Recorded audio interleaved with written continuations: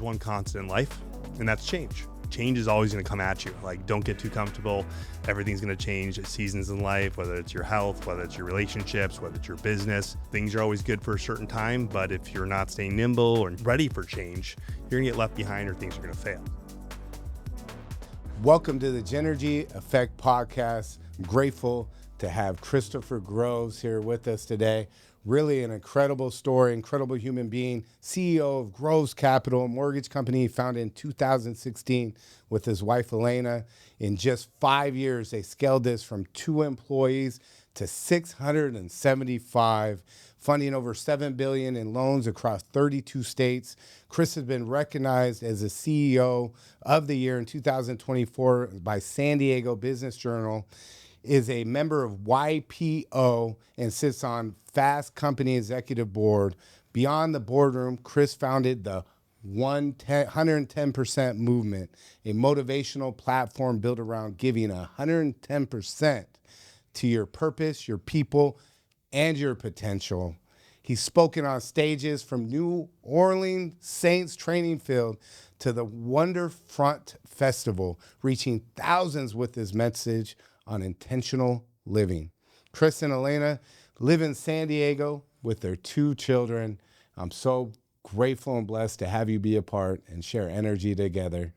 Let's bring this to that 110 today, baby. Let's go. Thank you so much for having me. You're welcome, man. How are you today? Oh, another day in paradise. The year's kicking off.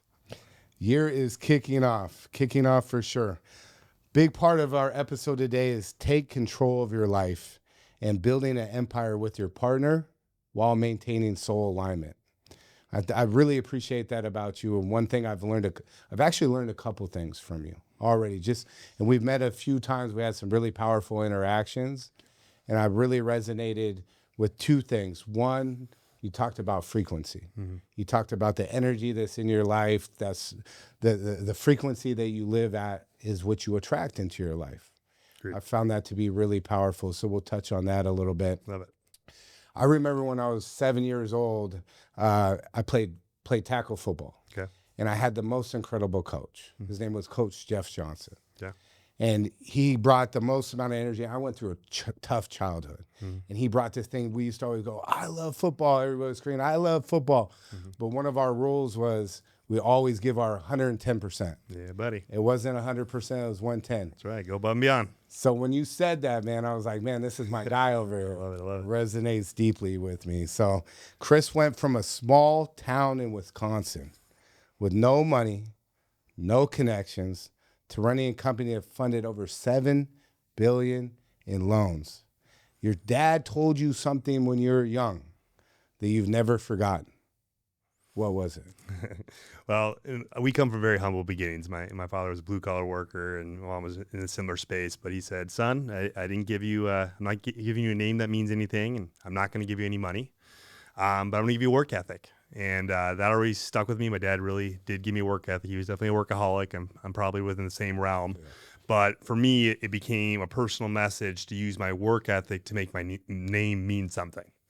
So a couple of years ago when, finally felt like I reached a certain, pinnacle in my life, I remember calling my dad and saying, hey, you said this to me. I don't know if you remember or not, but it always stuck in my head. And I think at this point, I made our last name mean something. When people hear Groves or Groves Capital, it stands for something at this point. And, it's just a start. I think it has, a reputation and it has, a feeling about it. And I'm here to help grow that and build that and trust, reliability, and just build a family name. Right. I'm big on mantras, creeds, core values. And when you're talking about family name, you're talking about what the name means. What would you say that those are for you? I'd love to hear more about that. Yeah, I think for me, like being a person, my word is one of the biggest things to me that means the most. If I tell you something, I tell someone else something, I'm always practicing what I preach. And I think that's one of my biggest things for other people when I coach them. I'll never tell something to someone that I wouldn't do personally or I haven't done. That's one of my big pet peeves, to be very honest. And work ethic is always going to be something that pushes the envelope. It's going to help you set yourself apart from your competition. So I've always worked hard. That's what the 110 is about. It's not about just stopping where everyone else stops, even when people think you should stop. For me, it's always going above and beyond. And if you're always trying to be better, you're always trying to grow, you're always trying to be meaningful, you can't fail. right? If you're always trying to grow, how can you recede? How can you fall back? And over the years, talking to a lot of people, especially in my business, in the lending business, I've heard a lot of empires rise and fall, empires rise and fall. And you hear those stories over and over, and it keeps me humble and it keeps me nimble in the way I perceive and what I work on as well, because you want to keep your success and not fail. And I always tell people, listen to people that are older than you, that have went through those trials and tribulations, and try to take that before making those mistakes yourself, right? And I got to tell you, that resonates with me so much, because I found success. I built an 8-figure company, and as I did that, I didn't have any support. And I thought, as I saw that company start deteriorating, that I was the only one that had ever failed or was failing or going through that. And I felt so isolated and alone. Yep. And that's part of my journey now, is to allow people to understand you're not alone. Yep. That's part of the process of the human experience. Of course. And obviously, before you were at the point that you are today, most people see that 7,675 employees. But take me back to the moment before the momentum. Mm-hmm. Was there a specific day, specific failure, specific point that you said, basically, fuck it, I'm all in, I'm going to go for it, that moment that changed everything? I think the first moment was leaving Wisconsin, right? That's where I'm from. And the town I come from is about 942 people strong. We had a Piggly Wiggly, we had a gas station, we had a drive your tractor to school day. So when I first left California, and my parents moved me out when I was my freshman year, so I actually came out to California one time before I came out permanently, but I actually spent high school, the last 3 years of high school in the upper part of California.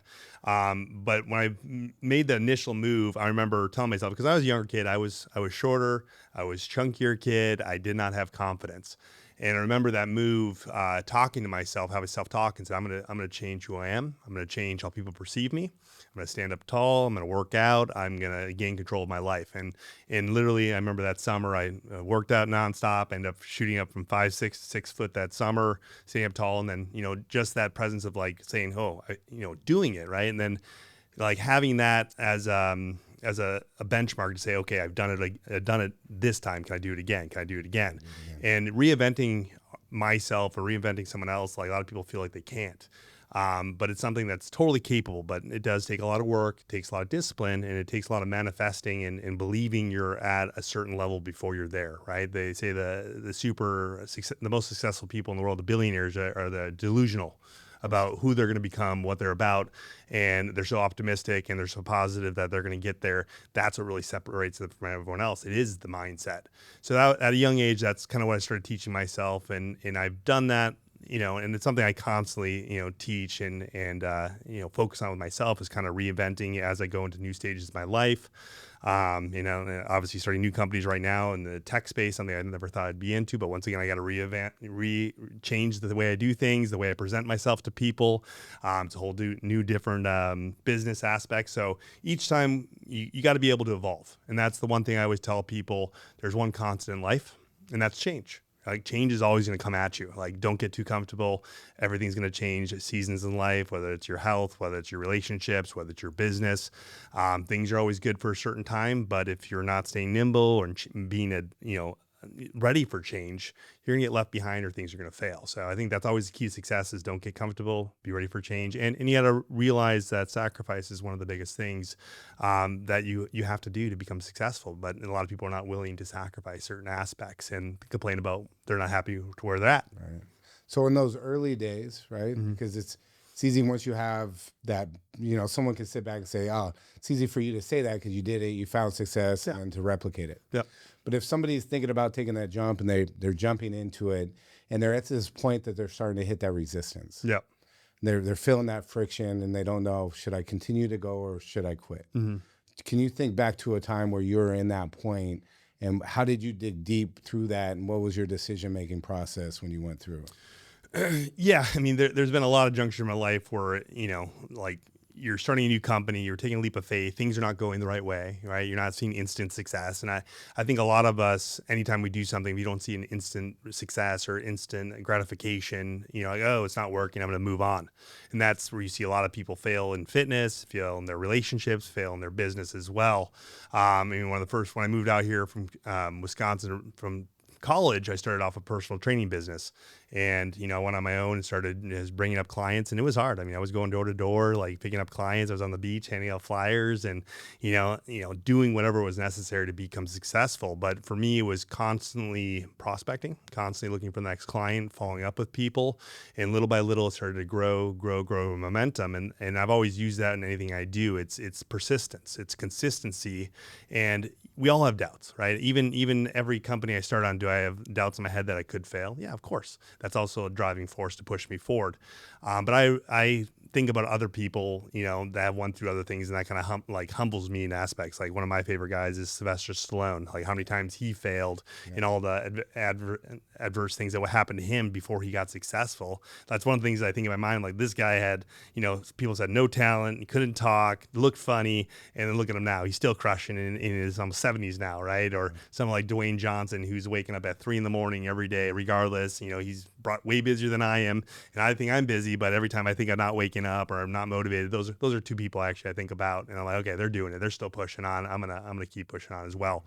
So it does help. Like, yes, you got to focus on your goals, but you got to tell the story back in your head every day. Okay, there's other people that had heard no hundreds of times, and what do? They kept pushing on, right? It only takes one yes to get a yes, right? And you're gonna have to get no. So how many no's are you willing to take before you get a yes? Yeah. And that's stamina. Yeah. But that's something you got to have, that self-talk in your head every day and say, hey, like, is this really what I want to do? Am I passionate about it? And the answer is yes. Then you got to push on. And if something's not working, you can pivot, you can change, right? And you get that mentorship. But if it's what you want to do, then you got to push forward. So from your experience, what were some of those pivotal, because it sounds like being in alignment with your values and purpose, and those are decisions that you have to make, and that helps drive you through some of those tough times. Yep. Was there ever a time where you were in that situation where you're like, okay, I'm going through so much resistance, I'm not feeling this as an alignment, or you were feeling this as an alignment, and where were you in that moment, and how did you feel during that time? One time in my life comes to frame when you bring it up. So I ran a big successful personal training business for many years when I moved out to California. That was kind of my first big business. And I was probably making I was probably $300,000 to $400,000 as a personal trainer, which is pretty darn good for a personal trainer. Initially when we started Groves Capital, I built it for my wife, Elena, and then to the point when we started, and I was doing real estate at the time as well. But there came a juncture where I said, okay, let's grow Groves Capital. And I had resistance because I had this very successful personal training business. I knew it was there, right? And I had to walk away from it because I really had to say, okay, I got to push this side of a guaranteed income that I know I've been very successful with a decade, and I got to transition myself into a whole new Chris, and I got to take that leap of faith. And emotionally, like even Elena, there's moments she's like, Chris, you gotta let go. Like, you're successful, whatever you do, and I glass ceiling myself with personal training, right? There's only so much money I can make with my time. And she kept telling me that. She's like, your time's way more valuable. So it was a hard struggle to start, pretty much saying, hey, clients, I got to move on. I got to pivot into other things right now, and then put all my attention into something. And at that time I started growing Groves, and it was the two of us for the first, year or so. And then at a point I was like, okay, let's start building this. It was right after we had our daughter. It was June of that year. And my wife looked at me like, you're crazy. We just had a kid. It's our second kid. Like, you're going to start growing this. I'm like, well, we built it for you. You love it. I think other people are going to love it as well.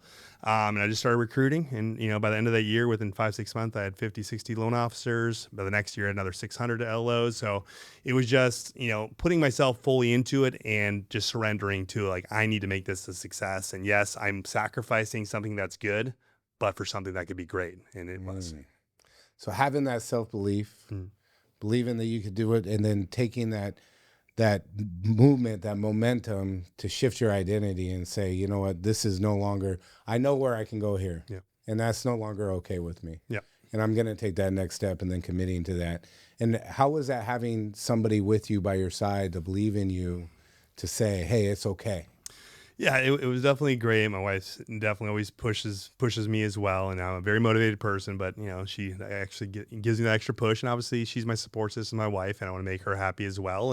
And we're a family unit, so we make decisions together. And I saw what we were building, and like I said, there is only so much time in my life. There's only so much time in my day, and there's only so much time I'm gonna have with my family. So for me, it's about maximizing at this point for all of those things, and that's what really helped me push forward. I'm doing this not only for myself, I'm doing it for my wife. I'm doing this for my kids.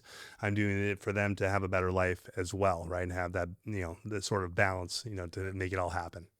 When you talk about balance, I know one of the things for me is I resonate with you. I'm up at 3:30 in the morning, and I'm just super focused, locked in on what my vision and my goals are, right? Like it's like in my DNA, Yeah. right? I can't help it. It's part of that identity of who I am as a human being.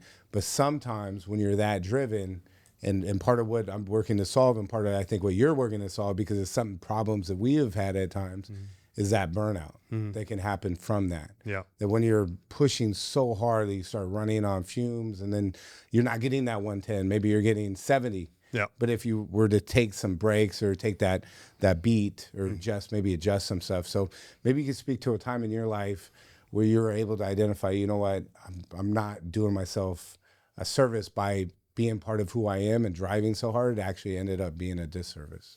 Yeah, I'm gonna twofold, right? So the word balance is one thing I always talk about, because I do hate the word balance in essence, right? And number one, balance is an opinion, all right? My balance compared to your balance is totally different things. And if you're truly, trying to build something, there's no such thing as balance.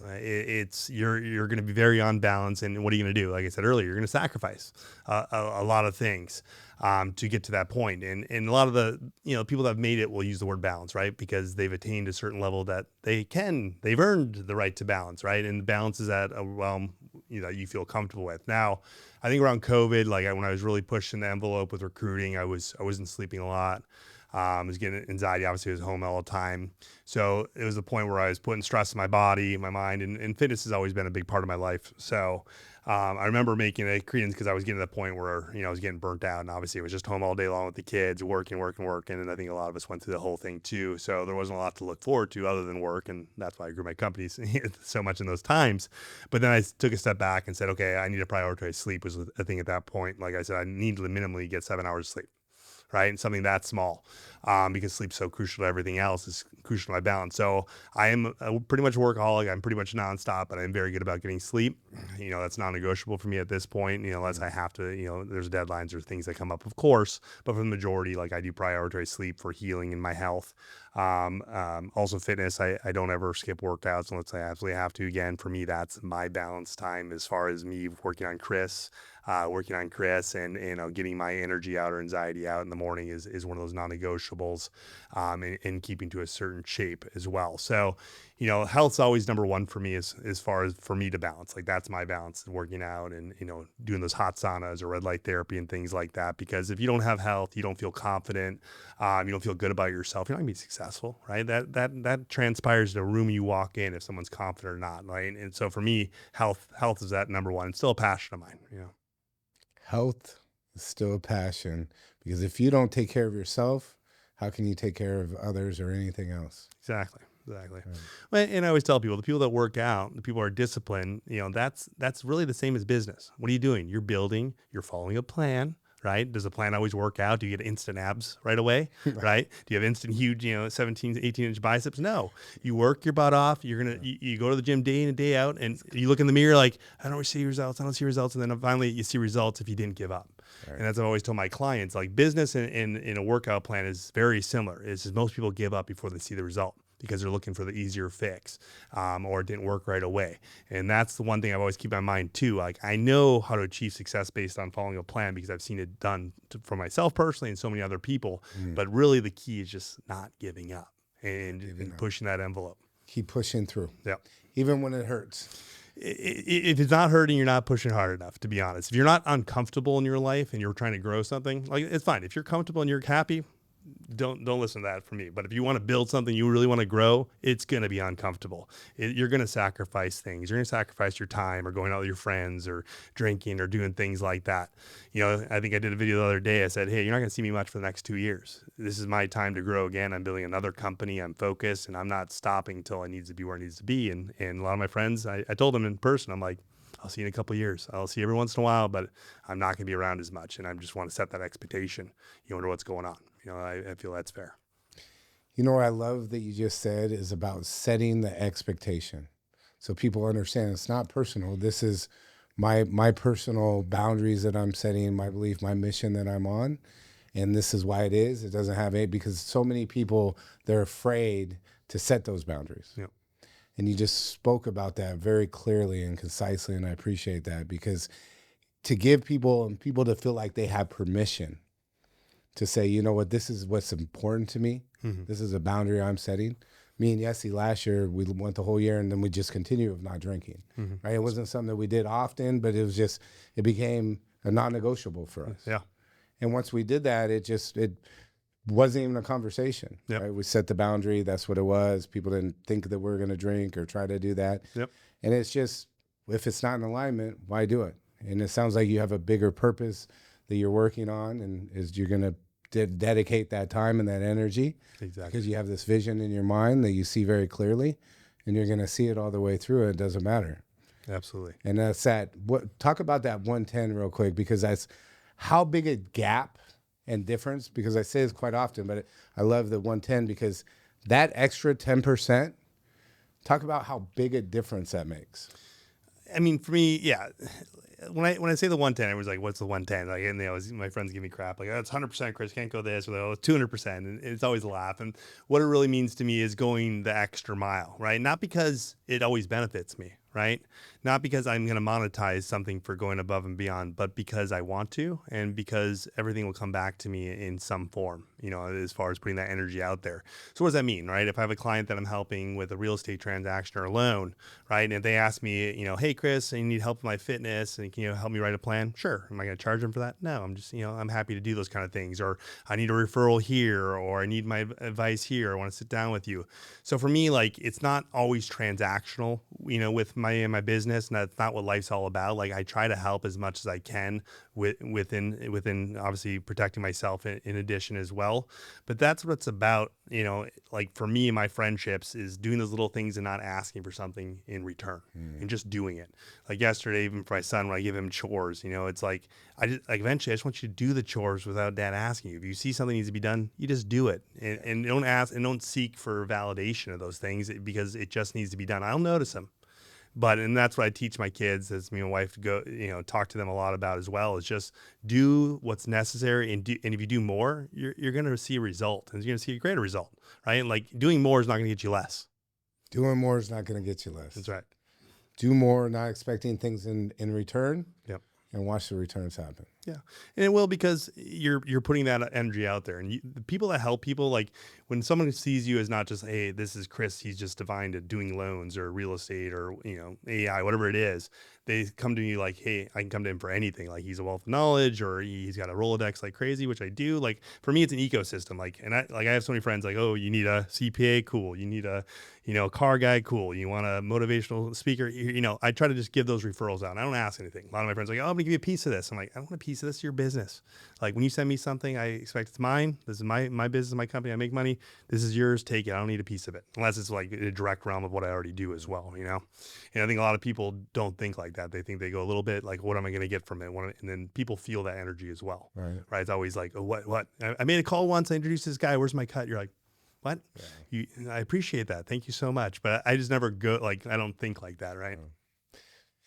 You talk about giving and partnerships, right? And doing business, and that symbiotic relationship that gets created. And it sounds like you've really developed something. I want to get to that with your wife and everything else. But before that, did you experience some partnerships maybe in business that weren't in alignment? And how did you deal with that? All the time. I probably even left some last year as well. Partners are hard. Okay. Like, and I always tell people this, I've tried to have a lot of partnerships, over my career.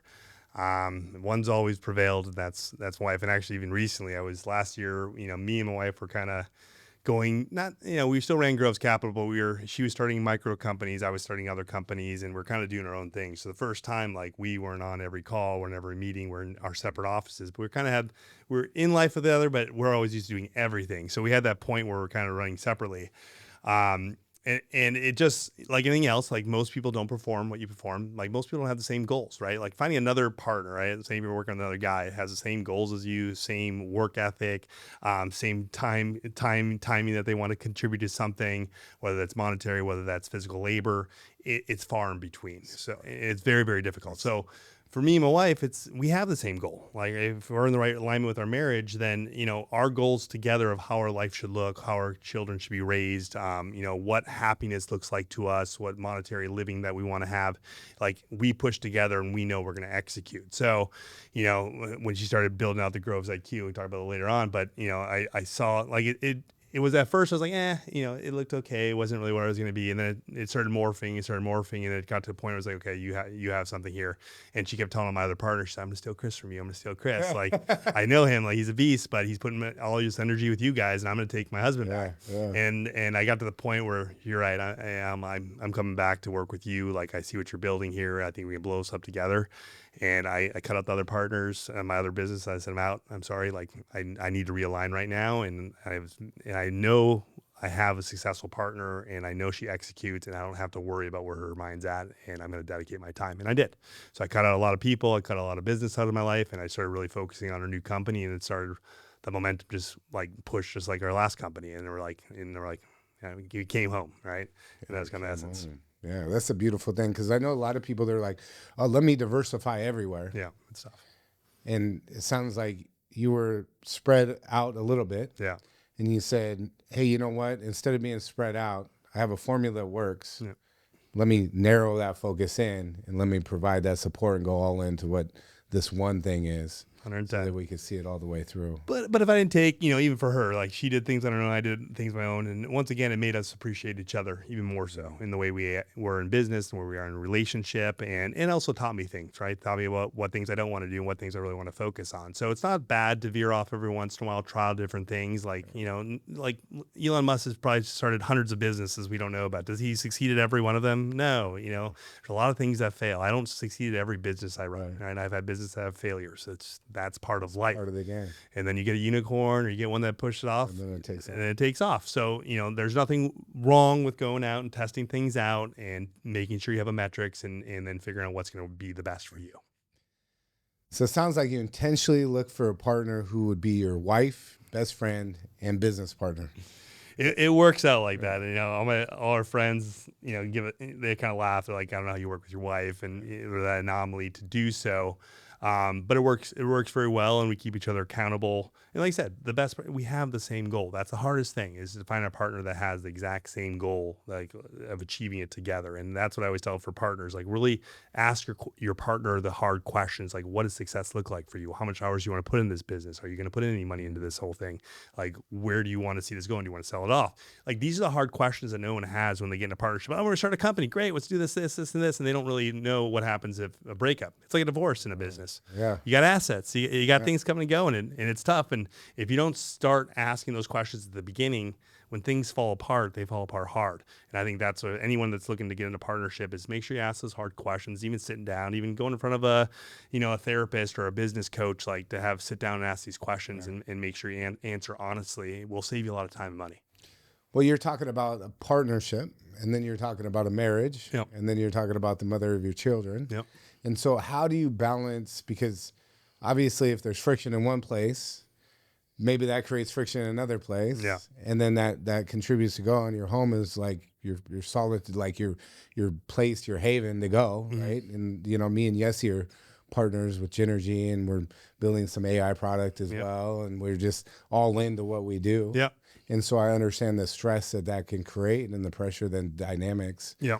So how, when you dive deep, right, and we get a little bit vulnerable, you know, I mean, it's not always perfect with me and Yessie. Like, we have hard times, we have challenges. Sometimes there's expectations that I have that she has resistance to. Yeah. It's not in alignment with her. And so I have to shift and understand. And as I add more responsibilities, because I'm like I'm up 3:30 in the morning. I just go. That's just how I'm built. Yeah. But not everybody else is built that way. Yeah. Right. And so to have an expectation that's going to put pressure on a relationship that has so many layers to it. So if there's somebody else that's looking to maybe start a business with their partner, and you've successfully done that, I'm sure it hasn't always been easy. Where sometimes if you dive deep and really get vulnerable in an honest place, like what have some of those challenges been, and how have you been able to walk through them, and where do they kind of resurface?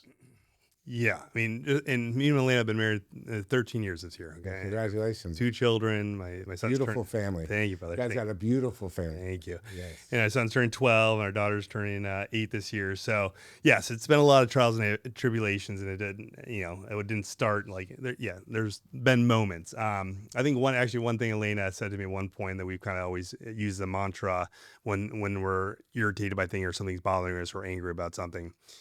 And she always says, if you're not going to worry about this in 5 years, why are you spending 5 minutes on it now?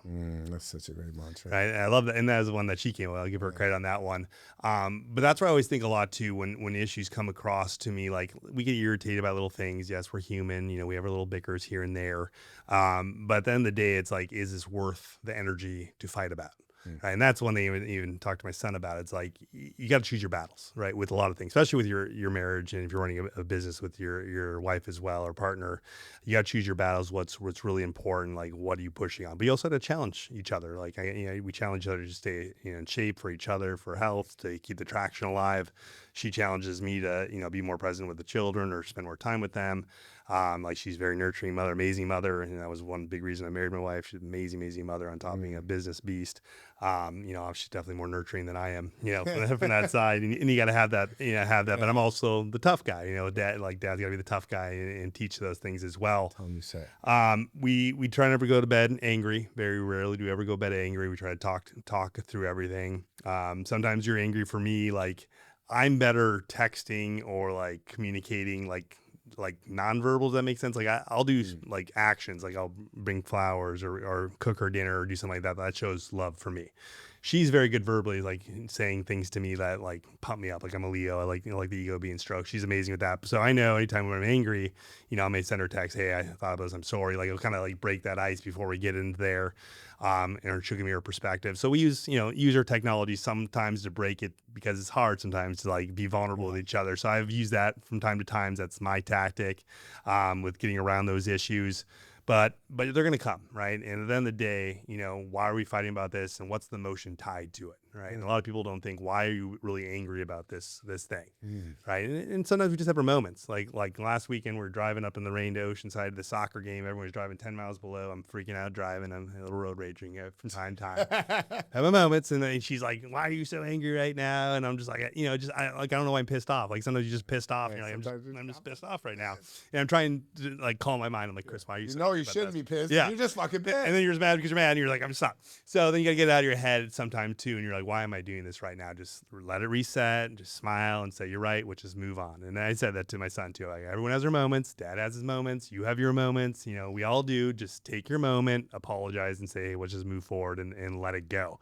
And that's the biggest thing with arguments is, and me and my wife have made this a priority. I don't go back on arguments. Okay, like I'm not gonna argue about something I've already argued about in the past. Wow, that's so like, good. And that's I think a lot of relationships, like especially younger relationships, like, oh, remember that time you did that thing with that girl or with that, and they like to bring up things that you've already fought about to like throw digs at you while you're in a different argument. That's a no fly for me. Like if I've already had an argument with my wife and she tries to bring that up in another conversation, it's a no fly. Like no, we've moved on past that. So that's when we do arguments, it's done. It's not coming back up. If it's not resolved, then it's not done. So let's resolve it till it's done. But I think a lot of people in relationships like to bring up the past and stop, right? Use the past as a learning experience, right? Of things not to do, but don't bring it back up in other arguments. It's one of the worst, most toxic things to do. Like let's move forward. Like when I hear a problem, I'm like, great. Like when people just want to keep, sometimes you have a friend that just like, here's a problem. This is what's going on. Everything's horrible. And they just keep going. They just keep bringing it up over and over and over. They're going to put themselves in that cycle, and you don't want to go in that. So I always go, I've heard it. I've heard the problem. Yeah. I've heard it. We're done with the problem. Now we're going to focus on the solution. Solution. Right. And that's what we do is in relationships. So I do my friends as well, because it drives me nuts as well. I have hundreds of people that call me every day, employees and loan officers have issues and problems. And they just sit on the phone complaining about the whole time. Like, what? Just focus on solving it together. Because that's what matters. Like, I get it, you're frustrated, but why am I going to spend energy on negativity? Let's focus on the positivity and let's fix it. Yeah. Yeah. Let's fix it. That's it. That's a Yep. great. So what I hear you saying is really when there's an issue, address it. Figure out what your love language is. Yep. So that each person knows what each other's love languages are. Yep. So they don't have different expectations Yep. around that. Yep. And be understanding. But also when you go through and there's an issue and you resolve it, that's where it ends. Yep. And that doesn't get brought back up or resurfaced, so you don't trigger these different emotions. If you do, you stop that because you guys have made that agreement. We're not re-bringing that stuff up. And that's been a big driver to your guys' relationship and a core value of it. Yeah, and exactly. Like knowing that your partner is what makes them happy, their love language, I think is a great crucial thing that a lot of people don't think about. They always put their own perspective. Oh, this is what I want, but what does the other person want? And for me, like I've always told my partners this. I'm always straight up when I start any partnership or start any relationship, even if I new YPO and forum members. I said, who I am. Like, I'm a very positive person. Like, if you say, Chris, you're amazing, you give me praise, I will move freaking mountains for you.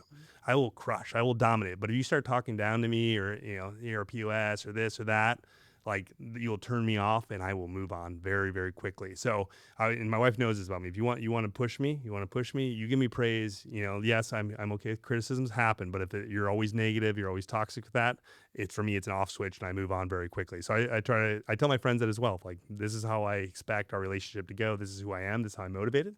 This is how I'm going to be happy.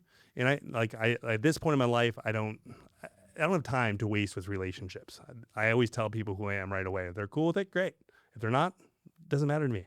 Like, if they don't want to receive that, then I don't have time for them either. And that you have to know who you are.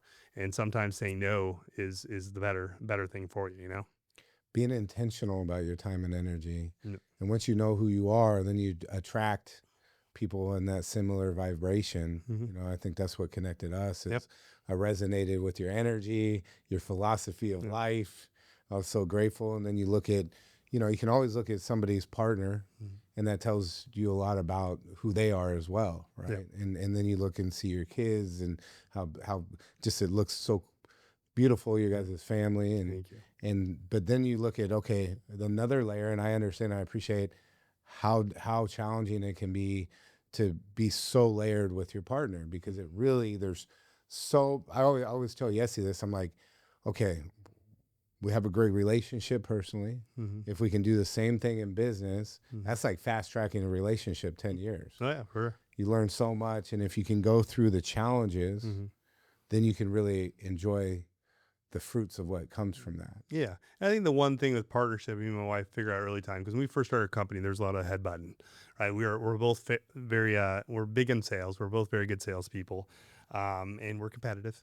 So at first we were like, oh, who's doing more? I'm doing more sales. I'm bringing in more deals. I'm spending more time on this. And there was a lot of that, right? And we got to a certain point where, okay, I'm not good at everything she's good at, and vice versa, right? Like, Elena is amazing at ops. I mean, she's made a lot of things, but her detail ops and how things should work and function, she's amazing with it. Even the new system, our AI is that, right? Yeah. I'm amazing with sales and relationships. So is she, but like, that's what I like to do. Like, that's your superpower. Yeah. So I'm more of an extrovert. Elena looks like an extrovert. She's more, more of an introvert, but but detail oriented. Yeah. But she'll perform when she wants to perform. But she can be a visionary, but that being that operations aspect on that integration is like her superpower. Yeah, and she's definitely a visionary. But yeah, she gets to the point where she gets burned out being around people, and she's like done. Right? Yeah. She's like, we're not going out anywhere this weekend. I just want to be at home. We're with the kids. And I'm like, I want to go and hang out with friends. I like to be around friends. Like, every time we go on a date night, I invite friends. Yeah, it's energy. So that's one thing and I every once in a while, same thing. I'm like, all right, we're staying home this week, and this is what she needs. Right. I'm gonna do it. And same thing when we go out, like I like to go to music concerts, EDM and stuff like that. And I have friends that like to party. I like to get out my energy, and I know she doesn't like it as much as I do, but the same thing. I'm like, this is for me. Yeah. I do your time, you do my time, and that's the compromise, and that's part of life. You're not gonna do everything I like, and vice versa. So having that feminine, masculine energy, right? I Mm. feel like the Gynergy Effect is that femininity with that masculinity and that purity that balance creates Yeah. together, right? When you work together and live together and have that partnership, how do you balance that? Because sometimes as good as like that's our whole focus with me and Yessie, and Mm. we're in that mix and we study it and Yeah. we speak it and we make it very it comes naturally, but there's also intentionality around it. Mm-hmm. But sometimes it's challenging, Mm-hmm. right? We have real challenges around that at times. No, it's general. Males and females are different. Right. So, yeah. So how do you guys find that balance where it's like, okay, in business, this is this dynamic. At home, this is this dynamic. And how does that fluctuate through? You know, it's just doing what's necessary sometimes. I mean, like I think a lot of couples keep a tally, right? Oh, I did the dishes, I cooked, I vacuumed. What did you do today? Like you didn't do much today, or they like to hang it over, like they keep a tally system. So I always tell people, don't keep a tally over things. Like, just like for me, I know Elena hates doing dishes at night. Do I love doing dishes? No, but I'll do the freaking dishes. I don't like things out, so I'll just do the dishes. I know, like, we first started being together, she'd always leave them out at night. It drove me nuts. And eventually, like, she's never going to fix You're this. like, I'm just going to do it. I'm just going to do it, or I'll deal with it in the morning. So there's always going to be certain things you got to let go. And that comes by choosing your battles once again. So you got to like assume responsibilities and just do them, and just do them to take care of them. Like for me, I take care of the yards, I take care of the house stuff, but then she'll take care of getting the kids ready for school or putting their lunch together. She'll cook dinner for the kids every night, and I'll cook dinner for her. Right. So we just assume these responsibilities and just do it. If something needs to be done, we go past it. We just do it. And we don't go, hey, this is what I did. Can you give me a little pat on the back? We know what we're doing. We knew we wouldn't operate at the way if we weren't just taking those roles. Now, it does take time to figure that out. Right. And sometimes you got to communicate, hey, this is my responsibilities. I'm going to take care of these things. You're not going to have to worry about them. And these are your responsibilities. And I'm not going to worry about them. And we operate that way. Having that clear division. Right. But once again, if you don't talk about it, or like some people feel like they're doing more. Now, there's going to be times in your relationships and times in your business that you're doing more than her, or vice versa, that she's doing more than you. Right, like even during the Groves IQ build right now, Elena was vibe coding like 4 a.m. in the night. I know that way. Yeah, like just crushing. And I'm sleeping, right? I'm sleeping, and she's like, I'm doing all this stuff. I'm like, you're not putting me in yet, coach, because it's not ready. Like I come in once it's ready to go. I'm gonna do what I do. Is I'm gonna sell. Drive the capital. I'm gonna create the relationship. Yeah, I'm gonna sell. I'm gonna build, and then we're gonna do it together. But I'm sure there's a time where she was doing that and looking at me sleeping, like this guy, and vice versa. Even the time we had kids, and I was recruiting all night long. I recruited every day, even this holiday season. Like every day I was on my computer, every day of this holiday, even on Christmas Eve, I was still recruiting on my phone. And people are like, why do you do that? I'm like, because once again, if you're always growing, you're always trying to be better, you're not going to regress. And I just never turn it off, because I like, even when I don't want to do it, I still do it. And both of us kind of are at this point. It's taken us many years, but we both are on that mind frame. It needs to be done. Just do it. Just do it. Take the action. Yeah. It's amazing how action solves so much anxiety, so much hesitation. When you just take that action, you just results start flowing. But just figure out what each person's good at, right? Like eventually when we first started dating, like I did everything. She gets so mad, like, you do everything, you don't let me do anything. Like you take care of everything all the time. Like you're just OCD. And I'm like, okay, I want her to let go of something. And then she's like, I start taking over the bills. I'm like, okay, you take over the bills. I haven't looked at my checking accounts probably in the last a couple of years. I'll be honest. She handles it now. I used to do all of that stuff, but I was like, you know what? You want control? You want it? You go. I trust you to do it. Yeah. And she does it now. Obviously now she complains every once in a while. I'm like, that's the control you wanted. You take it. Now I'm out. Now you own it. I'm out of it. Have this conversation again. We're only positive over here. Let's go. Yeah. So like you said, like you have to have that communication. Hey, I'm okay doing this. Great. That's your task, right? And you have to have those communications. But if you're just doing it and you're getting pissed the other person isn't doing those things and you're feeling resentful, that's where a lot of these relationships go. They get resentment that someone's not pulling their weight. But if you're not telling them that, right? I always tell my wife, especially women, they always look at you like, you should just know, or even guys, you should just know. Like, and I think the older we get, if we're still single, like a lot of my friends, there's like, they're never happy. I'm like, because you're never going to find someone that does exactly what you want, because you have to teach each other what you want, and you have to build that together. It's not that you're going to wake up and find someone that knows you right off the bat. And once again, what do they do? Well, it didn't work out. It wasn't perfect. I'm out. Find the next person and do it again. They do it again. And it becomes a cycle. So if you want something, it's always going to be work. There's always going to be trials and tribulation. The question is it worth it? Is it worth it to go through that stress, that struggle to get to a good spot? If the answer is yes, then figure it out, push it out. So it sounds like if you're in alignment in your relationship and you share similar core values, but you're going through some adversity, Mhm. that decision whether to run or to continue and fight through it, Yep. your advice is You gotta, like I said, you see at the end of the day, is this person? No one's gonna be 100%. Like, I'm gonna be even my wife. We're not 100% everything. We're pretty close, to, like who we are. Like I always tell people, if me and her, separated, God forbid, something like that happened, like big suck. I don't think I ever find someone like my wife. That it just wouldn't be there, and vice versa. I'm like, you're never gonna find a guy like me as well. Like, it's like, I'm a good luck. I always tell. Let me be clear about I, that. I want to meet this guy. Clear about that. You better be better. I want to meet him, and then you go out. And I always tell her that. She tells the same thing. At this point, like we've kind of like grew up together, and we are what we wanted to be, like for our opposite sex. Right. But yeah, the grass isn't always greener. So there's never going to be someone that matches up 100% of everything. There's going to be things you don't like, and you got to let those things go for the bigger picture. And there's going to be times and phases in your life where you're more in love and less in love, and you got to really just stick it out. And everyone just wants everything to be blissful and amazing all the time. That's not a reality. So last question on relationships here, and this has been, I mean, you've just dropped a masterclass on it because I think it's a topic that doesn't get talked about enough, and it surfaces and people don't know how to navigate through it. And when you see that successful partnership like the two of you have, it takes a lot of intention. It takes navigating together through that. If someone is considering starting a business with their spouse, what's one thing they need to agree on before they start? You need to agree on the vision of where you want to go with the business, right? Do I want to like start this company to just sell it off? Do I want this to be a long-term thing? What do I want? What does growth, what does success really look like, right? So you need to have that discussion. Like, what does success look like for each person? Like, and have that before you embark on it, because they may be two different things, right? Right. And if success is two different things for both people, what's your advice in that situation? Then you probably shouldn't start a company together. Don't start a business together, or they started and started something else. So if you're not aligned from day one, like if it doesn't start, the relationship doesn't start off like a honeymoon in that point, then you're already going to fail. To be honest, it is very tough.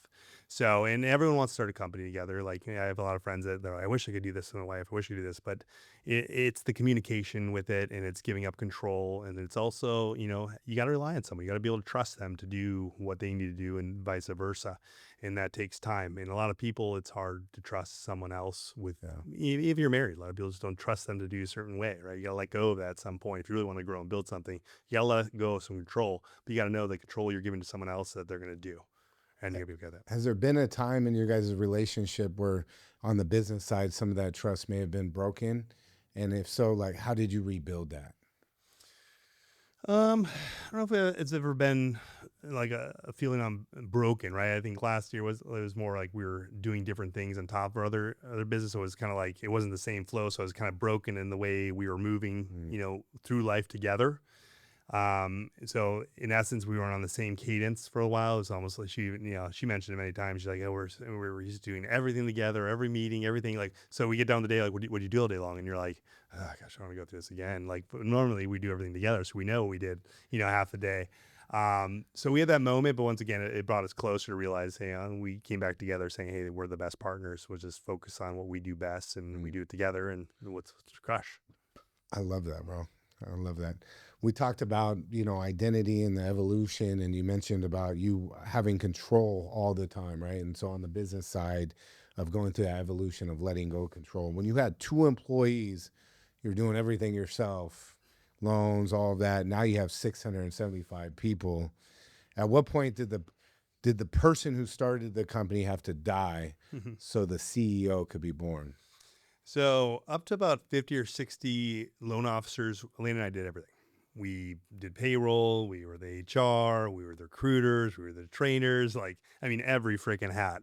We were getting to the point where, I'm joking, we were up until 2, 3 a.m. and she was getting in tears because it was just overwhelming. Right. And I looked at her, I'm like, it's time to start growing and adding people. We got to let go of control, and we have to bring in someone else to start controlling the payroll and do these kind of things. It's just, we can't grow if we're doing everything. And obviously we hit another glass ceiling.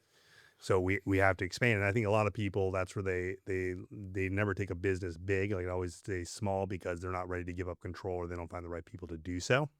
Um, but it's a mindset thing as well, right? Like, you have to entrust other people, and it's hard. Like, I've went through a lot of, people that work for us, and, some great and some, a lot of bad experiences as well. Everyone's always out for themselves. They don't own the company. They're always out for themselves. That's human nature. Human nature is always look out for number one, and that's the way it is. So, for me, I don't try to ever fully rely on someone. Like, I always have a backup plan in my head for anyone, in any part of my business, because I don't want to feel like I'm chained if something happens. So always have backup plans for everything you're doing, or a backup person, or, have those things in your mind. If this happens, how am I going to pivot? So, certain people we put in certain roles and it didn't work out, then we got to change. Okay, now I learned what I don't want. This is the kind of person we do want. And then you got to keep people accountable to it as well, and how to make them happy and stick with you. But a lot of people won't stick with you for life, right? It's going to be a moment of time, and you can't be angry about it as well. And, we're all emotional people, and we take, pride when people leave and things like that, or get irritated, but that's part of life, and that's fine. So just remember, there's seasons of life for everything. Seasons for different reasons. Yep. That's part of where growth happens. Huh? Yes, sir. You go through the winter at times, you go through the spring and summer, and then fall. And yeah, well, it's been a 3-year winter in the mortgage industry, in the real estate industry, right? It was good. In the last couple of years, it's been challenged. It's been a lot of people in real estate and mortgage. It's been the toughest 3-4 year runs, right? We had to pivot, change, and stay positive. Now we're finally coming out of that, right? The rates are starting to drop. Things are starting to get some momentum, and it'll be another good season. But once again, I know that these are seasons, so you got to prepare for them. So yes, when things get good, a cycle. You got to remember things can happen again. So prepare for that. Whether it's keeping money aside for it, keeping those backup things for it. When those times get tough, you're not screwed. So when we're talking about letting go, what was the hardest thing you had to let go of as you scaled? The thing that you were best at that you had to stop doing? Thing I had to give up to. I mean, other than just like every role, I think, because, being a control freak and a type A, you take over every role. So, like we said earlier, is letting go of certain aspects, whether it's payroll, whether it's recruiting, whether it's training. Like, you're empowering other people, and the hardest thing is letting go that it's not going to be the same as you doing it, right? Like, no one's ever going to do the same job you will do as an owner, because it's not their name on the door. Right. They're so that's probably that expectation, and thinking that other people are going to take that same pride into it. Oh, they never will. Like, and when you're trapped to fall into. Yeah. And as a business owner, all liability lands on me, and my wife, and that we have the most liability of everyone. You have hundreds of people working for you. Every issue, every problem is my license, is my stress. So every time my phone rings, it's usually a problem, a fire I got to put out.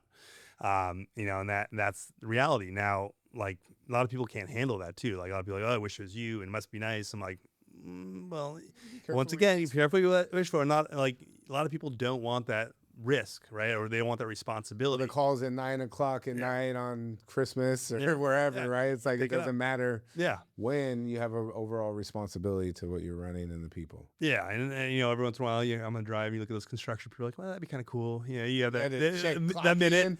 Clock out and done. Not worry about it. It doesn't carry through. Yeah. But I heard one thing that stuck with me too is, like, listen, it's hard being not successful. It's hard not making enough money. It's hard struggling. You know what? It's hard being successful. It's hard working your butt off and not stopping. Way, right? So you got to make a choice. So I always tell you got to make a choice. For me, I'm going to choose success every time. It's hard, but I'm going to choose this hard over that hard any day. What hard do you want? Yeah. I love that saying so much. Yeah, it's going. Because you're going to have problems either way. What problems do you want to have? You know, what are better problems? The part about being at the top, sometimes at the top, it can be isolating. Sometimes you carry all that weight, and sometimes you don't have the answers, or you feel, like,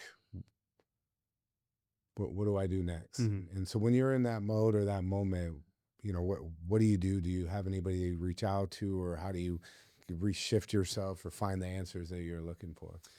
Well, obviously the answer's changed a little bit. So I think YPO is a big component of where I'm at now with other CEOs at a high level that we kind of understand. Like you have these meetings to help get through these kind of things, and you have relationships that's confidential that you kind of go through your stresses in life. So wins, the losses, the stresses, the anxieties as a team. So we get to go together through those, and we work on it and give perspective to help us get it through. So that's what I do with it now, right? Earlier in life, it was, maybe leaning on mentors or other people like that. But you got to have an outlet, and choose wisely who you're putting that energy. Like me and my wife have a thing. Like, there's any issues happening in our relationship, we're not going to tell anyone else. That's not anyone's like knowledge base that they should have other than us to deal with. Why? Because that's going to create rifts with us eventually. If we have a problem, we figure it out together. I'm not going to go, hey, this is what happened and she did this and it's horrible. Like, it's not going to make her look good. It doesn't like make me look good. So when you're in a relationship, don't talk bad about your partner. It's the stupidest thing to do, because it's always going to come back and people don't respect you for it. Right? Like, keep it. If you're not happy with that person, then don't be with that person. But don't tell everyone those kind of things, because it does get out, and you're putting that energy out there, right? If you're always complaining, oh, he does this, or doesn't do this, and it's negative, what do you think is going to happen? It's going to fail. You're putting that energy out there. You're already complaining about it. You're already setting up for failure. Like, I have friends that will they'll break up, they'll get back together, and like, well, we'll see. If it doesn't happen, this, and this. And I'm like, you're already preparing to fail. You just told me right now, you're like, if it doesn't work, you're already in your head. You just got back together with this person. You're already preparing to fail, or for it to take off, or to be the same result. So what do you think is going to happen? So that's what people don't understand. You're putting that energy out there. If that's what you're focused on, failing, or it's not going to work out, it's done. It's over. It's already, you need to move on already.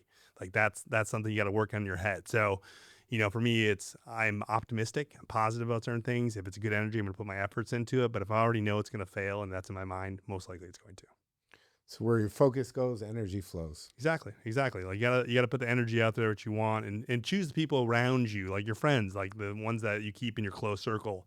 And that's something I've weeded out a lot over the years. Every year it gets smaller and smaller for the people that I choose to keep around in my life. And I want to be around in my life. Like, I want positive people. I want people to be better. I want people to have like healthy relationships. I want to feel good about being around them. And yeah, everyone has problems, and we're here to talk those things through. But in general, I want to be my best self and have people that want me to be best, and I want them to do best as well. It's powerful. I think that helps take us to the next point. And that's that 110%. You build an entire movement around 110%. But I want you to tell me what exactly that phrase means to you. Not the tagline, Mm-hmm. but the feeling. The feeling is achieving something that most people don't think they can achieve, right? You're putting all your effort, all your energy into something because you believe you are going to achieve success. And it's a feeling of pride, it's a feeling of accomplishment, it's a feeling of, hey, I did it, right? I went above and beyond, I accomplished this thing, I feel like I completed something like better than I thought it was going to be, right? And really just putting the energy out there. For me, optimism and being delusional towards my success is part of my success. It's, I was talking to one of my clients today, and we're talking about my new company, and he's very pessimistic. Like, he's like, oh, you got to move quickly. You're going to have other competitors. And I'm like, me, I'm just like, giving him rebuttals. And he's laughing. He's like, you're the most optimistic person I know. He's all very pessimistic, but I gotta give you these things. And I hear your things. Don't think I'm not taking notes or putting these in the back of my I head. might go find the solutions for the weaknesses that you may be pointing out. And I appreciate that, but I'm not going to dwell there. Exactly. So I always say I've heard it. I took note of those things, and I'm not saying those things aren't in my head every once in a while, but I'm not going to dwell on them, because that's where my energy is going to go. I'm not going to put energy into how it can fail. Right now, I heard them. I'm going to put energy in how it can succeed. I love it, bro. Let's go. 110. 110, baby. That's what it is. That's the movement. 110 ascension. That's what we do. That's what I teach my kids that the same thing. They know what that means. It's about going above and beyond in everything in your life. It's not always about work. It's about your relationships. It's about your fitness. It's about your mindset. It's always about proving you, right? And that's, for me, that's everything. I'm always trying to be a better friend, husband, leader, father, partner. Like, I'm always trying to be better, like, in every aspect. Like, why not? What else is there? And it shows through. Thank You see it Thank in your energy. Yeah. Thank You you. don't even have to say anything, just your presence, everything else. Thank you. Appreciate it. It's a real compliment. One of the biggest things when somebody walks in the room Mm-hmm. and you can feel their energy. and you understand who they are just by their presence, that's something that's special. And Yeah. you have that. Thank you. And I'm grateful that we're sharing this Well, together. you got the great energy as well. Let's we get along. Let's we get along. And, I wasn't always that person. I think being confident, you have to be comfortable in your own skin and know who you are. And there's moments where I like you said earlier, I like jewelry, I like flashy things. Everyone's I like to dress a certain way, but there used to be a Chris that didn't wear any of that because I was worried about everyone was thinking about me all the time. Like, oh, what if I drive? My clients are gonna think I'm making too much money, or I'm wearing too much jewelry. Like, what's the response like you're going to get from people? And there came to a point in my life where I said, it doesn't matter anymore. Like, I'm going to be authentically Chris and who I am and who I want to look and how I want to dress. And if people don't like that for me, then I don't need my life. And that's fine. Like, I'm not mad about it. That's fine. Not everyone's for everyone. So I kind of became unapologetically my true self and be cool with that. And that took me many years to do. And, to really just like, this is who it is. Like, even now, like we're doing pitches with VCs and, I get coached, Chris, just put on a black t-shirt, don't put your jewelry on, don't look flashy. Like, and they know that, but obviously I'll tone down for certain things, obviously like anything else. But for the most part, like, that's who I am. That's what makes me different. Right. But it's always gonna be a perception when people look at me online or see me in public, and like I can be a scary guy until they talk to me like, oh, Chris is chill and I'm a big teddy bear once you really know me. But don't always like judge someone, right? But it's human nature to judge everyone, right? Before you even open your mouth, right? You're gonna look at someone up and down. You're gonna judge them based on the shape, the way they look, how they carry themselves, and then they're gonna talk, and you may adjust your, what your idea of that person is, and things will change from there. But for me, that's why you always show up looking the best, looking put together, being optimistic, being positive, and then take it from there, right? First impressions do matter, but what comes out of your mouth from there is the lasting. What comes out of your mouth from there is lasting. Mm. I love that, bro. So, you just hit on a question I was going to ask. I know, man, for me to be vulnerable, it took me being on the edge of the building right across the street, on the edge of the balcony there. And I talk about this, surprisingly a lot because I think it's so important for people to understand with the weight of everything I was going through when I felt the whole world just falling on top of me. I had my grandma died, went through a divorce, my dad died, and my business was going like this. And there's all kinds of dissension when I'm running a business with 100 employees with no support system through COVID. And you can imagine like the weight and the pressure and the loneliness that created. And I had these expectations because in my life, I've always been able to create outcomes and drive. And I just felt like at this point, I was letting everybody else down. And that failure sat so heavy on top of me. And I was waking up at 2 a.m. in the morning and I couldn't breathe. And I had this and there was a point I didn't want to live anymore. And I literally was on the edge of my balcony about to end my life. And it was in that moment that I had that feeling come over top of me, this wave. And it was just, I said, you know what, if I'm going to allow myself to end it over this, I'm just going to end it. And I'm no longer going to allow myself to sit with fear of failure, letting people down, fear of holding on to all this stuff. And I'm going to live in full alignment with myself from this moment forward. Unapologetically me, who I am, and shed everything else, these different layers. And what will be, will be. Mm-hmm. And then the next day I went down to Mexico and I went out on this bridge and I leapt, and I bungee jumped. And I just felt when I hit that bottom, I released everything. And so for me, that was this pivotal moment, the start of this journey of going down to Mexico, volunteering, and like just the pathway that we're on now at Gynergy and the movement that we're creating with that was the start of that intention. If somebody's right now, they're in a place where they're not living the authenticness. They feel like they're carrying this weight and they are being somebody else than who they truly are, and they're afraid to drop that mask. Yeah. What advice would you give them? Well, thank you for sharing that story with me. I think a lot of people have those thoughts. I have those thoughts at times as well, right? We're all human. I don't think a lot of people admit that. Like they doubt themselves, or hey, I'm just going to end it and it's over, right? I lost my mother last year. She killed herself with alcohol. She's an alcoholic. She, wanted to end her life, but the way she ended it was by drinking herself to death. So depression runs in my family as well. That's why I over exude, like I put all this, like even on my social, if you look at me, I'm always putting positive things on there. I do that for me and I do this for other people. Like I do it to remind myself, right? Because I get in my head, right, as well. Like that's part of my demons I fight with as well. I think one thing I think about when I get in that mindset is, listen, if I ended it, right, I have a couple people cry, people remember me in a couple months from now. What? There's nothing. People are going to forget about me. They're going to move on. Life goes on. So what am I solving? And then my children, my wife, what are they going to have? Nothing, right? And then it's selfish. It's selfish to do that for them as well.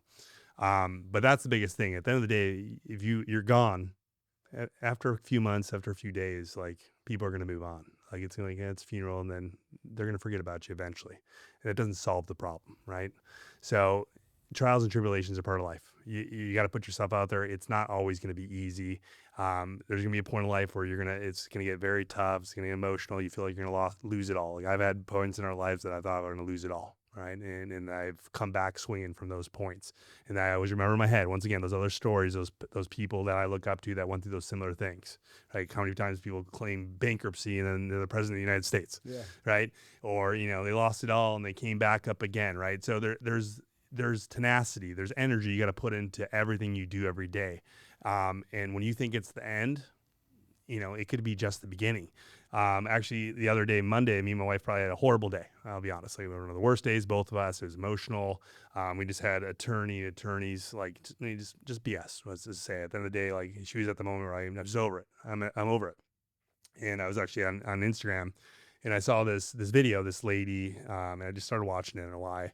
And she had, she just said I had brain tumor and cancer. I had lost my eye, and then she's, talking about just going out in public and going grocery shopping, and in that moment, like I got a little emotional. I was like, why am I thinking like this? This person's going through all this stress, this drama, and she's going grocery shopping, and she's like getting out. I have a brother-in-law right now that's like fighting cancer. It took 30 steps yesterday, and is like so excited about it and saying, "Chris, you're inspiration." I'm like, no, you're the inspiration. You're mentally positive about doing these things that your body's going through so much shit right now. So that's insane. So remember, get out of your head. Think of the big picture of it. Like, yes, you may solve a problem for yourself, and then what are the rest of the problems you're causing for everyone else? At the end of the day, the sacrifices, the stress, the drama is part of your story, right? And then when you get older and you tell your kids what you went through, that's the stuff that people are going to want to hear, right? This podcast and me going through these problems are like, wow, this guy went through this thing, you went through these things. That's what inspires other people to get out of it. So you need that. That's part of life. You're gonna fall. You're gonna get bruised up. Sometimes it's gonna look bleak. Sometimes it looks like you're gonna lose it all. But you've seen it so many times. People rise, and you're capable of rising. They're capable of rising. It's how bad do you want it, right? Dust yourself off. Keep moving. Be positive. Look to other stories to give you that self assurance yourself. Keep telling yourself, but put action behind it and be freaking positive. It's funny that you bring up that story, that post that you reposted of that lady, because I actually watched it too on from your feed, and then your wife posted it too. Yeah. I saw it on both. I'm like, it hit me as well. Yeah. Because when we go through these things, sometimes we can feel isolated or like this weight's so big. But I talk about it all the time. I've broken my neck, I've broken my back, almost had my arm amputated. And when you have the ability to go work out, or you have the ability to go create, sometimes you take that for granted. And these things that don't matter carry so much weight. And that's why I love going down to Mexico, because you see what people have and they don't have much, but they have gratitude. Yeah. And what that drives for them. And so when you see that lady, that everything is going against her, but just to get out and own that this is me unapologetically. Yep. And here I am, world. And that was the biggest fear that she overcame. Yep. Man, the emotion that just sat. Yeah. And itself drew. It makes your problems look like not much. Right. It also lets you know that it doesn't matter where you are right now, you can pick yourself up. Yeah. Well, it's perspective. I always tell people the key to world peace is perspective. Right? Seeing the life from someone else's vantage point is a superpower. And that's one thing I always teach. And I take the time to see things from other people, especially when you have to solve problems every day. Right? I got to see it from other. If you're only seeing it from your lens, you're never going to be a very successful person. You got to take the time to see it from someone else's lens and hear what they're going through, so you can understand and be able to help the right way. But perspective is such a key. Even like you have a dispute with your significant other, right? Like seeing it from their side, right? This is how I'm perceiving this information. Sometimes you don't know, right. You don't ask. And I think a lot of people don't take the time to understand where someone else is coming from. And it's crucial to being happy. It's crucial, having that perspective of someone else other than yourself and I would say that's the key to everything. Like there shouldn't be races and there shouldn't be all this stuff. It's perspective. Like, would you want to be treated this way? Would you do something like that? That's why I have in my head, and those are the questions you got to ask yourself. It's the questions you got to ask yourself. So to transition from that, and we're going to move on to some exciting stuff that's coming on into the future. And right now, I resonate with what you're talking about because I'm behind a computer nonstop building something with AI that I think is solving a huge problem that I actually have went through in my life. Right. Amazing. So that's where this inspiration comes from. When you talk about Groves IQ, AI company, you guys are solving a major problem. I'd love to find out more about that and to hear, what you got going on, because it's one thing I know with you and your wife, no matter what you put your mind to, you guys are going to make it happen. So I love that parallel and how it resonates. And I'm a big fan of your guys' journey and what you guys are doing. So I want to hear more about that. Thank you. So Growth IQ is solving a problem we had in our business, right? And it's a problem that not just we have, but credit unions, banks, other brokers, wholesalers. It's basically fixing in operations is the best way to put it, right? So when you do a real estate transaction, there's how many parties are in every transaction? Right? You got title, you got escrow, you got insurance, you got the borrower, you got the lender. You have all these people, right? And then Fragmented. they're all fragmented, right? And there's all these people are contributing to you actually, like such if you're doing a purchase deal, right? To get to that close line, all these people have to do what they need to do to get to close. Now, I run a big company, right? So when something goes wrong, who's the one that everyone blames? Well, Groves Capital, you didn't close my loan on time. You're like, okay, guys, there's a basketball team behind me. So if title dropped the ball or failed on something or the appraisal didn't come in time, no one ever thinks like that. Once in perspective, you're like, no, you're just blaming one person because you don't understand what's going on behind the scenes. But the reason why the lending business in general is still archaic. Like no one, it's still emails and text messages and calls, like and micromanaging and follow up. So it drove us nuts. So we created basically a command center to bring all parties into one system, one operating, where they can see exactly what's being worked on, what's not being worked at, what's viewing, what's not being viewed, what's cleared, what's not cleared, and allows them to, the AI technology parses out every condition to the right party, right? And then also fraud checks it, cleans it up, automates them, annoys the crap out of the borrower or escrow agent to do their necessary task, reminds them until it's done. So you can send over clean packages. So it eliminates loans dying on the vine. It allows communication at the highest level. You can see what party's doing what party. And obviously that's going to help us choose what title partners I want or what escrow partners I want or what realtors, right? Yeah. So how many times we get those complaints like, you guys dropped the ball, like, no, escrow sent this in. Like All becomes very clear. Very clear. And then it's a way to understand that and actually take a cadence on the transactions. Full accountability. So Elena built an amazing UI. The UI is just, we just see it from every side. So every person that in that transaction has their own portal that comes in back into the master where you see everything that's going on at that point. So right now we have got tons of pilots going. We brought on the top people in my industry, in the lending industry, like the people that are the industry. In the mix. People that are utilizing it or going to use it. Yeah. You're not building it, not knowing what it is, trying to solve a problem you have no idea about. You're solving a problem that has affected you guys that you understand very clearly, and you're getting real feedback right now. Exactly. And it evolved, right? We kept taking, we sent out surveys to hear the problems to make sure we were doing the right things. And it transformed. Like I said, when it first started, I was like, it's okay. I don't really see legs on this. And then as we started doing more and more and more and started transforming, we're like, holy crap, now we have something. And that's what a lot of things with businesses too. Like, in every business, just because the idea starts here doesn't mean it can't end here or in a different direction. So ask people, take direction. Obviously, if you're very focused, like you don't have to listen to everyone, but for us, we went to the top people in the industry and they showed it to them. Like, you like this? Like, I love it. And I'm like, so we brought them as advisors. So all the top people came on as our top advisors. So smart. Now they have skin in. They feel like they got skin in. And they do have skin in the game. And that even some of my other partners or other people we've showed this to, I told them that they're like, oh my God, it's the smartest thing I've ever heard. Like I wish I would have done that. You guys are going to blast up. Yeah. But we had buy-in from those people and they liked it so much they want to be part of it. And that's when I knew I had something really good. And then they put even more energy behind what we're doing right now. So Alpha comes out in the next few weeks. We just started lining up our first clients as far as getting the Alpha model out for them to start playing with. I'm very excited about it. I think we are solving a big problem. And for us, it's about solving this for the industry, not just for us. It's Right. it's for like bringing communication, transparency, keeping things concise and communicated is what we want in this business, and we want to fix it. So that's what our goal. Eliminate the noise, get to the signal. Exactly, Okay. exactly. So it really like takes like 300 to 400 emails down to 60 to 80 per transaction, 34 to 38 hours of work down to 4 to 6 hours, and you really understand what's going on with the transactions. That's the part of AI that I talk about all the time. What it's actually going to help us do is eliminate a lot of the noise if we Yep. utilize it correctly and be able to be more present with the things that really matter. Yeah. And it sounds like that's exactly the problem that you're solving. And I love that. That's going to really make a big impact. And my thing is yours is on loans. Mine was my own personal journey of Yep. hitting burnout and all those other aspects. So I'm building something similar with a life operating system, basically, that reconnects all that fragmented stuff and brings it in a very Easy. similar way. Yeah. So I love this journey that you're on, and I'd love to connect with it a little bit more Yeah. on that. That's incredible. Thank you.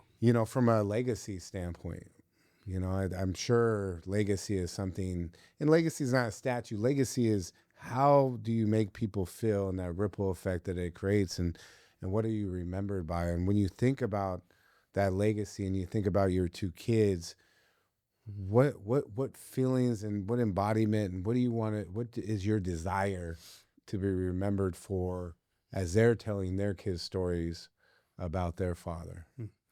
Well, that's a deep question. I definitely want to be remembered for being a person of my word, like follow through. Like if Dad said he's gonna do something, or Chris said he's gonna do something, he freaking did it, and he put 110% energy into it. I want to be someone that like people remember that inspired others to be their best self, to really put their best self out there and constantly work on themselves. And it is possible to have a healthy marriage, have great kids, and have a successful business, and be healthy, and have that dream life. But it takes a lot of work. Okay, it takes a lot of work, and like sometimes we make it look easy, but it's constant grinding. It's constantly like trying to push the envelope in every different sector, because for me that's what success is. That's what the 110 is. It's not just being, oh, you're amazing at business, but you're a horrible friend and you have a horrible relationship and you're not in shape. Like for me, 110 is I'm healthy, I have a healthy relationship, I know who I am, me and my wife are good, my kids are amazing children, they assimilate well in society, we're healthy together. Like that's what being 110 is. It's not just being good at one thing or two things. It's how to make everything work and get through your life the right way. I love it, bro. I mean, I built this whole thing. It's the framework inside Life was called Level 5 Life, Yeah. and there's these 5 pillars, and that's the key part, right? And there's the health and fitness, there's the relationships, there's your purpose, your personal development, Mm-hmm. there's your wealth, and then there's the big one that they all sit on top of, talk about, which is your why, your legacy, and your purpose, Mm-hmm. and that right there will help curate the other aspect of it, but being very clear and intentional about that. And you got that dialed in, man. There's not a lot of people that me and Yessie are looking at, and we study people, and we're like, man, they're a shining example of exactly what a level 5 life is. And that's why both me and her were excited to get you on here to get that story, because man, that what you just said right there is so important to be shared with more and more people, because as it gets hard and you get focused over here, and so many people that are successful that I know that I know Mm-hmm. and they're the most miserable people. Mm-hmm. They're the most out of alignment. They're always chasing something. Yeah. That's because they're not at peace within themselves first, and they don't understand the why behind it. You're right. And one thing I always tell people, like, look at the celebrities, look at all these people that have everything in the world, right? And then they commit suicide or they let things go. And just like what you just said, is a lot of people chase success because they're filling that hole. Right? They're filling this thing, and then that they think is going to be filled by success and money. And it does get better with those things, right? It's easier driving a Ferrari and have a nice house and those things. It's easier, but it doesn't fix who you are. So I think a lot of these people achieve that level of success where they have everything, all those experiences, they have it all, and then they get there and like, I'm still not happy. because they didn't look inside. They didn't fix what's really going on. And it's something that we do every day. Like, I'm not perfect every day. Like, I have my struggles, I have my moments, but I try to focus on it as well. And that's human. Not like, there's not every day I'm a superhero, right? I have my superhero moments, and then I have my days that I gotta get to that level as well. And I always tell people, mindset is something we have to work on every day. And that's why on my stories I put it, that's why I preach it, that I put it around me, because that energy is something, if I see it, hear it, read it, feel it, I'm going to put it out to everyone. And that's really what I believe in, is I'm putting that energy out all day long, because I need to hear it, and I think other people need to hear it as well. I'm with you, brother. I like it. There you are. I'm with you. So we're going to get to the closing segment, and this is going to be rapid fire questions. Rapid fire. Let's go. So 15 seconds, hit it short, concise. Let's leave them. Just punch it get him right in the heart. So I'm ready. Best advice you've ever received? Best advice I ever received. Rapid fire. Work your butt off. There's no substitution for hard work. Work your butt off. Let's go. Worst advice you've ever received? Worry about what other people think. Worry about what other people think. I know a lot of people deal with that. Morning routine, non-negotiable? Workout. Let's go. Book that changed your mindset? Book that changed my mindset. Probably Arnold Schwarzenegger's bodybuilding book, ironically. Yeah. He's a legend, man. Yeah. He put everything into it. So he lived 110. He's living 110 his whole life, man. Yes. What do you and Elena argue about the most? Time for what we're putting our time into it. Yep. Yeah, I resonate with that. Supercar you're driving right now? Ferrari 296 GTB. Let's go. What would you tell the 20-year-old Chris? Be around people that make you want to be better, that bring out your best self and push you bigger and better, right? Be around those kind of people and get rid of the toxic ones right off the bat. I always tell the youngest entrepreneurs, get rid of the naysayers, the negative people, the people you call that always have a problem. If you're around that energy, you're going to become it. 110 or 0%. There's no in between, true or false. For me, no.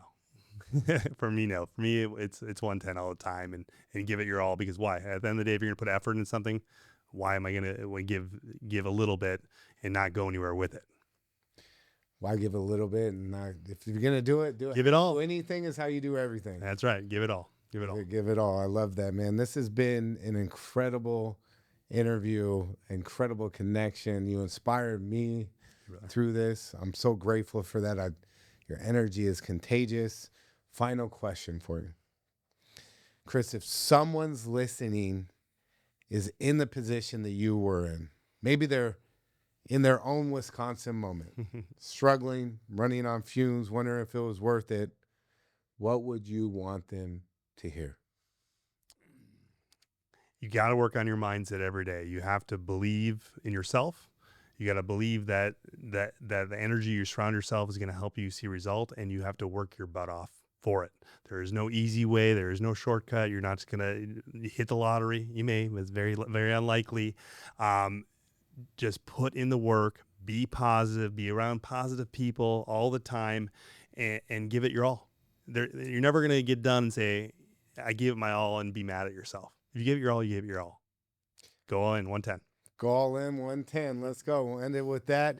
We're going all in, 110. If this podcast resonated with you and you think other people could get value from it, please share it, like it, subscribe, because Chris has an incredible message to share, and let's get that out so other people can live that 110 life. This is a Gynergy Effect podcast. Thank you for spending the time with us. We don't take that lightly, and we don't take that for granted. If you want to follow Chris or find out more about him, you can find him at IG is CEO Groves Capital, or follow me on LinkedIn. I'm everywhere. You just type the name in. Type his name in, you'll find him. Groves Capital, Groves IQ, the new IAI company that's changing the lending real estate game and going to alleviate some of that stress that you have in your life. So if that resonates, find that as well. Thank the110movement.com. Let's flow, baby. Let's Thank go. you, Chris, Appreciate so you. much. Thank you for having me. Appreciate you. Oh, man. If this episode spoke to your soul, Share it with someone you love and tag us at the Gynergy Effect. We'd love to connect. and remember, your energy is your power. Use it with intention.